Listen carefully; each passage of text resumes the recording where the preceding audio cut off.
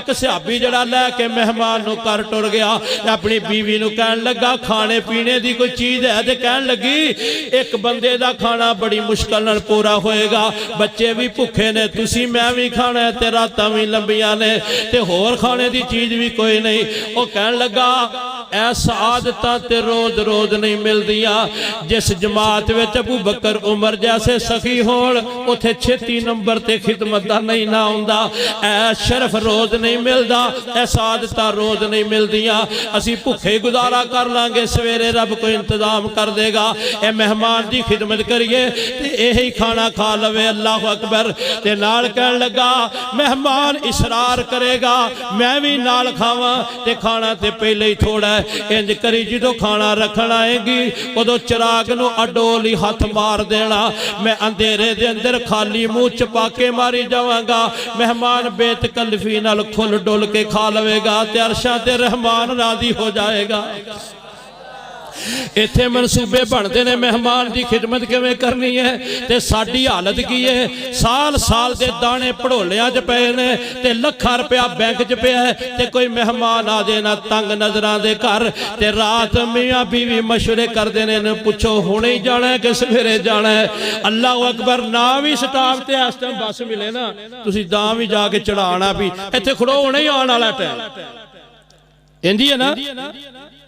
मौलवी साहब चढ़ाया जे करिए जी किसी साडी तंग दिली दा हाल जे, फिर कहंदे रिश्ते फीके पै गए ने, खून सफेद हो गए ने, एहतराम बाकी नहीं रहा। अल्लाह अकबर। इधर प्रोग्राम है दी खिदमत किवें करनी इंजी कीता। अल्लाह अकबर। सवेर होई ते लैके नबी करीम सलाम दी खिदमत विच गया। आमिना दे लाल सलाम देख के मुस्कुरान लग पेंदे ने।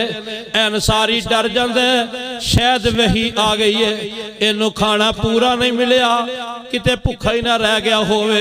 रब ने खबरां प्यारे नबी नू दे दित्तियां होण, विचों विच डरी जांदा। अगे गया आमिना दे लाल सलाम मुस्कुरा के फरमांदे ने ज़ाहिकल्लाहु अल-लैला ज़ाहिकल्लाहु अल-लैला ज़ाहिकल्लाहु अल-लैला। जिस रंग ढंग ते अंदाज नाल मेहमान की खिदमत कीती है, तेरे अंदाज वेख के अज सारी रात ही अरशां ते रहमान मुस्कुरांदा रहा है, रहमान मुस्कुरांदा रहा है। अल्लाह ने सहाबी दी शान विच कुरान नाज़िल फरमा देता वयुसिरूना अला अनफुसिहिम वलौ काना बिहिम खसासा वमन युक़ शुहा नफ्सिही फउलाइका हुमुल मुफ़लिहून। आखिरी वाक़या सुन लो, फिर जिंदगी शायद वफा करे कि ना करे। मेरे दिल दे फफोले मैं तुहाडे सामने जला के रख रहा वां। अल्लाह करे कौम एक बन जाए, उम्मत एक बन जाए, इन्हां दा दर्द दुख एक बन जाए, एक मुआशरा बन जाए, एक कलमे की तस्बीह दे दाने आपस में परोए जान। अल्लाह करे दिलों दियां कदूरतां नफरतां दूर हो जान। अज दा खर्चा करना किसे लेखे लग जाए। मेरे प्यारे भाइयों, इमाम गजाली ने इहयाल उलूमुद्दीन किताब लिखी है। अब्दुल्ला बिन जाफर दा वाकया लिखते हैं, अपने चंद साथियों नाल सफर ते निकले, रस्ते विच एक बाग विचों गुजरना पिया, ते वेख्या काले रंग दा स्याह फाम एक गुलाम है, बुल्ला ते सिकरी जम्मी है, चेहरा उतरिया मुरझाया है, ते इन्हां समझियां नूं बड़ी शदीद भुख लगी है।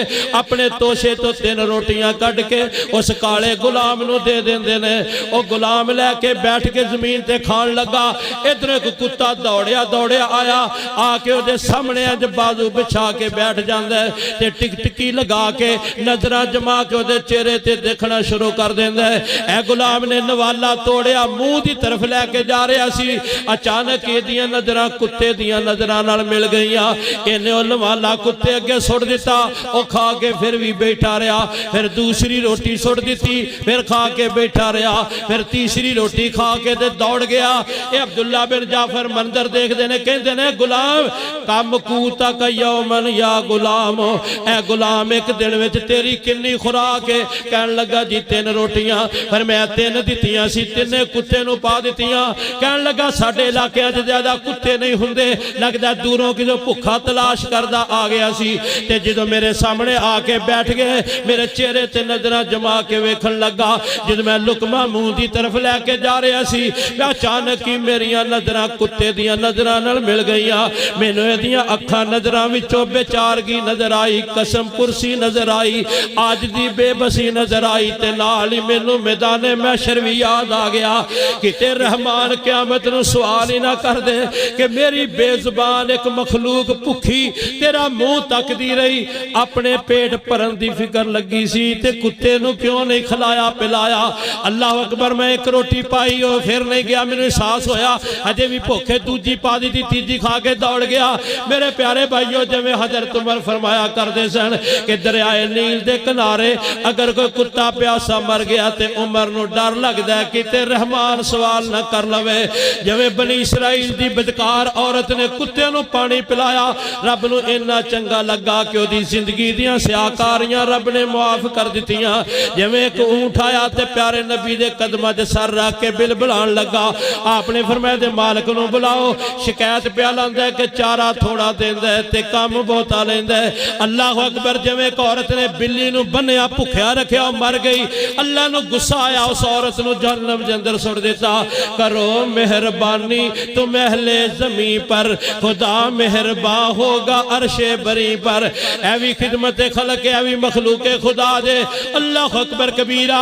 कहंदे मैं उहदियां नज़रां च बेबसी देखी, बेचारगी देखी ते अब्दुल्ला बिन जाफर फरमांदे ने चलो मेरे साथियों चलिए इस काले गुलाम दी दरिया दिली ते वुसअत कल्बी ते सखावत नफस दा मुकाबला असी नहीं कर सकते।